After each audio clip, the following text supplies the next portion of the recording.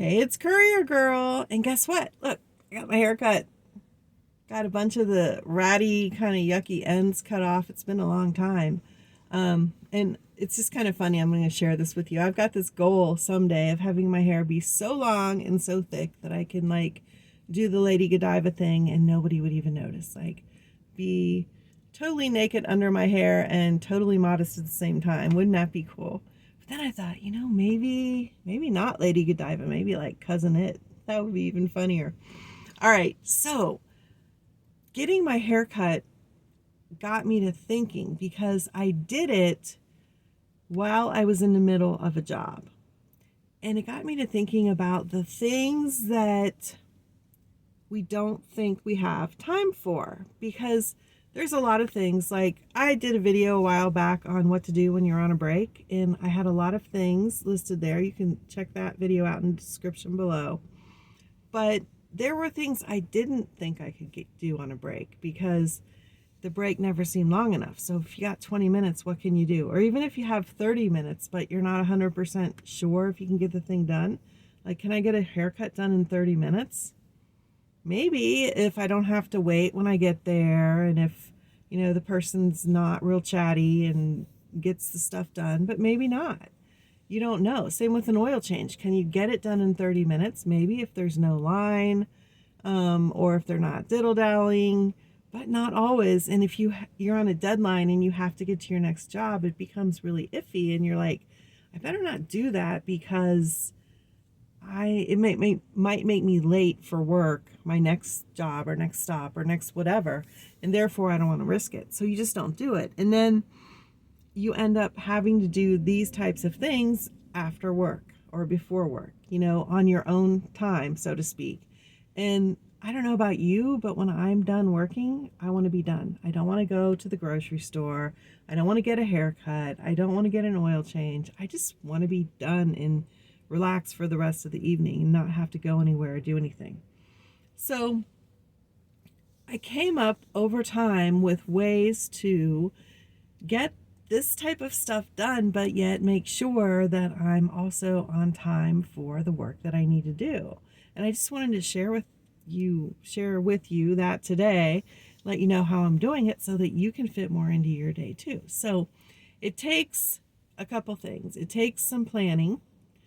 It takes some communication, a lot of good communication, and it takes really strong, like, focus and boundaries isn't really the right word, maybe expectations, in order to get all of this done and still be on time with your work.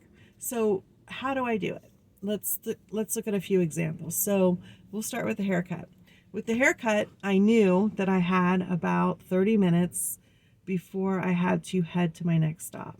And typically what I've been doing is I would go park somewhere, eat breakfast, maybe look on the internet for a little while, and then it was time I would go and do my next stop. But I thought, can I get a haircut in 30 minutes? Now, we're not talking getting color and all that kind of stuff, just a basic haircut. So I found a salon. It took me a bunch of calling to get one that was open early enough for me because I had to do it at like 10 after 8 in the morning, 10 to quarter after 8, and I had till about 8:40 before I had to go to my next stop. And I found one that could do it at that time. And I just explained to them, look, I'm doing this in between jobs. I have to be out of there no later than, I told them, 8:35, because I wanted to have a little cushion just in case. And I said, it's just a basic haircut. Can you do it? And they said, yeah. And I went in and I was in and out of there. I think I got out of there at 8:30. It was really quick, really satisfied with the results that I got. I'm happy with it. I'll definitely go back. But it was because I explained what I needed, why I needed it, and I communicated with them that they were able to accommodate my request. I didn't go in and I wasn't sitting for, sometimes you'll go into a place and you'll sit and wait for half an hour for 5 minutes of service. Doctor's offices are like that. But because I was upfront and I told them, hey, I really need this to be done by this time, it worked. Same with oil changes. I go to my own mechanic all of the time, and he knows that I get done with my one job at a certain time and I have to be on my next job at another time. So he knows that we have about a 30-minute window by the time I drive there to get the oil change. And so I make an appointment in advance so he knows I'm coming. I don't just show up. I call when I'm on the way and I'm like, hey, I'm going to be here in 25 minutes or whatever. And when I get there, he has a bay ready. Like if he's even working on a car, he'll pull it out so I can pull in real quick and get my oil change. Now, other times when I need more work, of course, I have to arrange to leave the van there for, a few hours. And if I can either like rearrange my work schedule or just get my car and take my car instead, I've done both. But for those quick in and outs, because we communicate well and we have a good relationship, he can get me in and out real quick. All right, another example is the grocery store. I can get a lot of groceries taken care of in just less than a half an hour when I have a little bit of extra time. So how I do it is, number one, I map out the store. Like I know, even though many of the stores that I go to are nowhere near like my home store, the one near my house, I know how to get around. I know where the stuff is that I need. I can quickly go to it. That alone saves a lot of time because I'm not looking for anything. I already know what I'm getting and I already know where it is. Second, I'm usually going early in the morning. Like I talked about that 20 to 30 minutes that I have between, around 8 o'clock to 8:30ish or 8:40ish. I can go to the grocery store and get plenty of groceries in that time and be out in plenty of time to easily get to my next stop. So the mapping out, and also because I'm picking an early morning time, there is almost never any wait at the checkout. In fact, often I'm the only person at the checkout. So that makes a difference too, picking your time of day. Now, what do you do? Like, okay, I got my groceries at 8 in the morning, but I'm not going to be home till 6 at night. What do you do about that?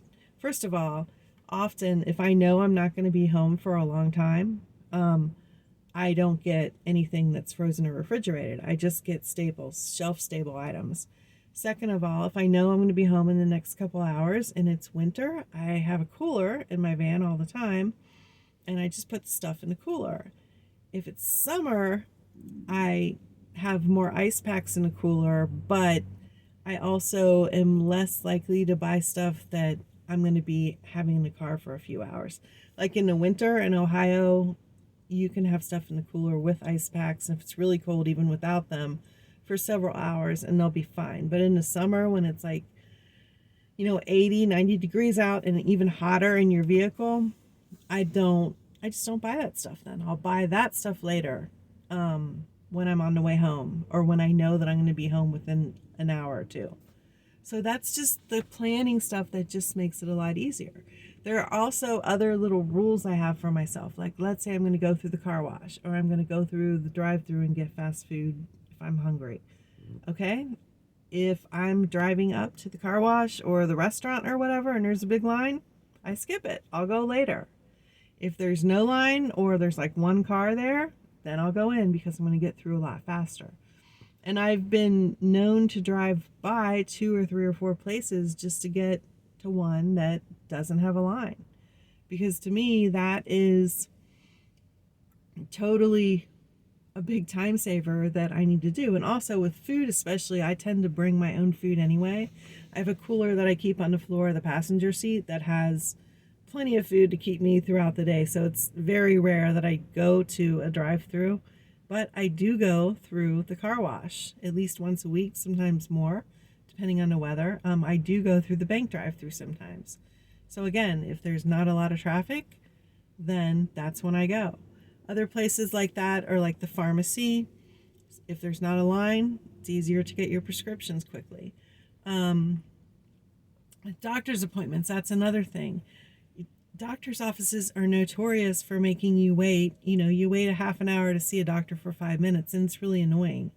But once I explained to my doctor, hey, look, I appreciate that you have a lot of patience and everything, but I can't wait. I need to be in and out on time. because I've got work to do. And once they understood that, I do the same thing as I do with the mechanic. I have an appointment at a certain time.